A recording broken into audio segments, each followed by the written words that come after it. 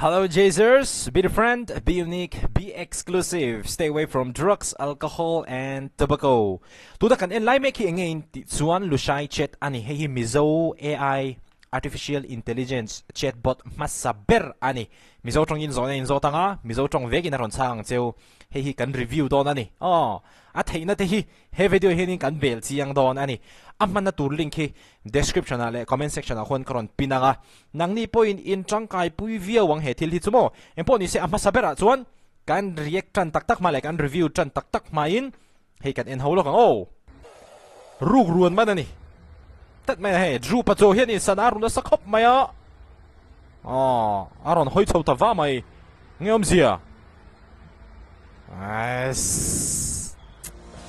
Security camera Mizoram Atlomber ni turin kan vua sak thei ta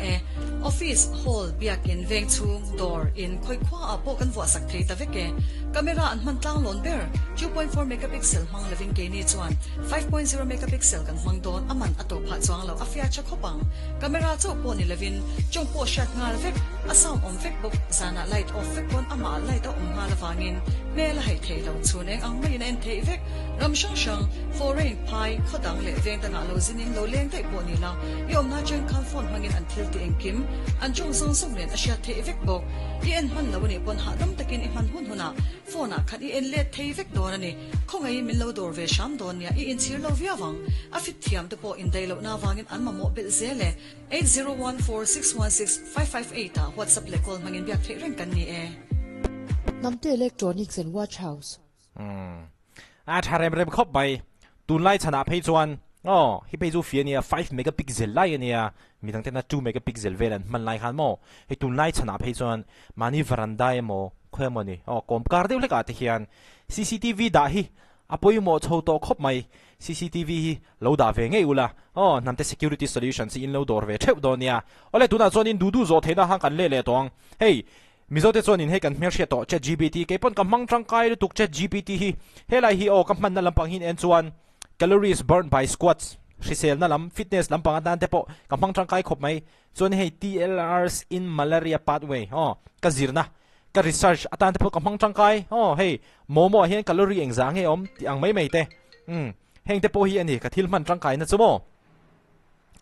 ka tangkai pui khop mai ChatGPT hi amaro chu ChatGPT a chuanin sap tong a zo angai kha sap tong man har sa ti tan te khana boi kha ka ni tin kan thiam na te in chen lova mi than khatan chuanin ChatGPT an tangkai pui view la in than khatan chuan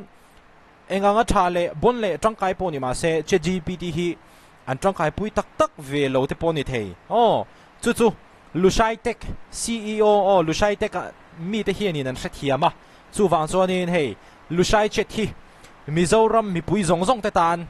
tu te tan pom man thei turin min ron chop chua sakani hei thil zo thei na hi a category hi ting hian ron chen sang ani pasari lai masabera chon taksa le ril rushisel na sarmon puitu zirlai te puitu career development harsat na le mang an na puitu Mizoram politics and election document AI ti te ani hei taksa le ril rushisel na hang kan lu don ani ta hianin du azo thei ga ti to kha hei example atan Sel turin darkar engzange mun ngai ti hi hanzot masaberila hati hianin chana min ron pedona ni Mizo tong in zo tanga Mizo tong vekin chana ron pe yang che Google la atia thil zo ai pokhan hetiang ha zo hi a ol sam to zok don ti na ni chu ei mutam hi sel na le sel na zong ata na poimo hle muthun chung chungcha kai soina tangkai tak then khat chu hetiang hi ani tin hetiang hi anin hei chana hi min ron peta treu mai ani he thil hi mo atang kai je chu hetiang hian ChatGPT a po zo tula hetiang tho hi chana ron pe yang cheu ti chuan hemi hi hrisel na chungcha ani helai kan click hianin hey ring to believer hey sermon pui tu ti na ni mai he lampang chu science le bible in an na min hril theyem lesbian le gay hi pathian thuina soidan min hril theyem ti te mangai na ti mangin sermon min zia sak theyem hey phei chu avan tangkai do ne mai sermon te po azia thei do da ni he LushAI Chat mang hian mi zong ta na man thei to don mai si he thil hi chumo abon rem don khop mai hey sermon puitling pa ngai tak thok le khata min ron zia sak thei lo ani poin heng hi kai hruai na man thei don lo tu kan ni ti hi nin ti da ron ziak thanga chon ke nin du tok hanin kan lo so zai kan lo soi zau ve thei bokanga le lama chonin e enge avarau lo ve hetianga ti te po in ti mai theia nia thil na tlang sang sang in thil the ni he thil hi chu eng po ni se a tangkai ni zep lo chuan thil tangkai takani ti chuanin zirna education lampang zirna education lampang he po lekha zir dan tha min sil theim ti te IAS ni turin eng subject nge zirna sa poimo an zot le po panga ti khan heta hianin hei an hmoi lampang hianin type your message ti awma heta hianin nakina hemi hi hanin chan tir photila hei khai IAS ni tura hei thil ti tur te miron shil cheu mai chonin ke ma hen zona kan zot venge assistant professor ni turin enge ti ngai ti hi kan zot ange mizo train ka dudu ka zot don assistant professor ni turin enge ti ngai ka zot ta ti chon he hian in chana miron pele don entin nge chana min pe hi a quality ka hrecak ke ma na zona ka da nge hi anina anda sa ni lo hi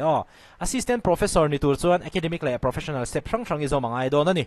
he thil tum ti hlotlin na tur kong chiang tak chu he tiang hi ani hey bachelor degree ni ngai master degree ni ngai PhD degree ni ngai research experience zirna lama ton hriat conference sa tel vero apoi mol tuk mani apo international conference sa te pong katel professional organization a tel vero Mizo Academy of Sciences sa te po katel thil ti thei dan tur izirna kong ruam man ro seek mentorship hey apoi mo khop mai mentorship academy a chuanin mentor hi nei nge ngai CVCM ro hey degree ka nei to te conference ka attend to te workshop ka attend to te training ka pal tlang to te ka thiam thil zong zong certificate ka don zong zong award ka don zong zong khang zong zong kha CV CM tur te po hanin min ron shilani atangkai don rem khop mai he thil hi chu bo chu wa chuan he thil hi chu Mizo zong zong te ta na kan tangkai pui thei tur thil ni in ka sia abo bang om lowin mo hey har sat na le mang an na pui tu hey nge in bel chiang lok teng drug addict ka ni min pui thei ngem heu anxiety ka nei na selu tu ka min pui te wa tangkai don em ka pasalin min boral sana ka kho har khop mai khai hi chu emotional support suicidal thought te ka nei thina tran pui ka ai ani ka zak zoom lu tu ka mi bula se om ka ti introvert te tan po he thil hi a thadon ani adang khan en le lokang Mizoram politics and election apui don khop mai he thil hi nia atang kai viau rualin in zona zong zong kha achang vek kher theilo mai theia achan chu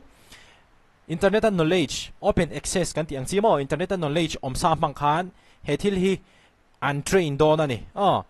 khang kha inva zo fu chuan he tiang hianin zona kha aron chang theianga amaro chu example han pele mai la heta hianin resel na hian lutilamo entinan cher ka du ti taringo tila kha hemi AI chatbot tan chuanin a boi thak te po boi thak ve mai thei ani hei cher ka du han ti kha chuan thil chiang tak emo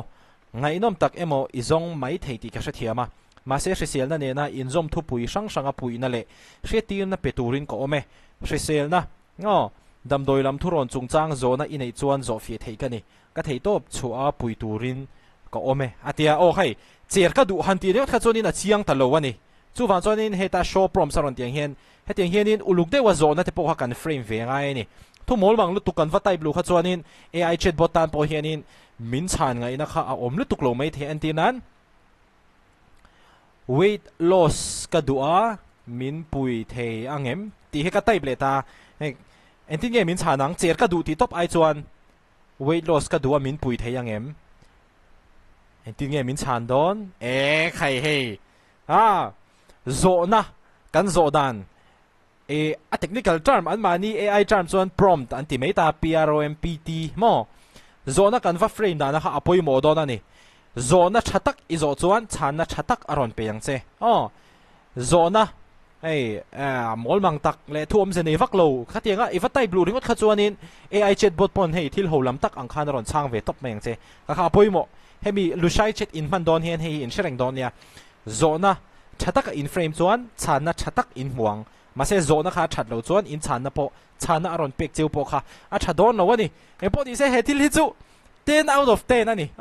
hey aya bon hianin anla improve zel theiti ka ria a model hi anla improve zel theiti po ka ria amaro chu hi mizo centric mizo te ta na mizo artificial intelligence chatbot masaber india ram chunga state shanbik entinan manipuri mo naga emo asamis khatiang te pona anla nei lo ni in ka ria ke phei chon chu fan chon hetianga ma lo la tu te hi an chuan om katia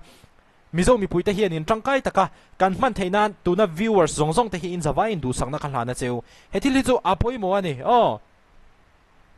a tharem rem khop mai zirna hazir lai te pui tu document ai eng document nge min analyze pui thei han ti taila hey budget and finance budget financial year 2025-2026 kumin an financial year hian ti donila an noi document category atang hian idu thangro atita chuan kumina kan financial year enge capital expenditure eng za nge hantiringo tila entin nge min chanang heta hen ka zota ni capital expenditure eng za nge chuanin kumin financial year bi ka kan capital expenditure mizoram capital expenditure kha hey hetiang hianin zona min ron chang ta ani amaro chu zona ka zodan hi adik tok lo ani hei chana hi direct de win miron pelo apoi mo kan ti to kha zona chan zona zodan khamang po ni se a thakop mai hetil hi chu khai mang vero hetil hi chu mi tamzok mizo mi pui tamzok hin views low view ve thei se ka thi a chan chu in tangkai pui don lo to ka bikin zirlai te na zong lai te hey sarmon pui tu chor se sel na lam a tangkai don le ni hetil hi chu mo la khati zong khatun chumata na video kan ti chwa thei chu ni se video le kan in mule theu don yo soitong khan be different, be unique, be exclusive, stay away from drugs, alcohol and tobacco.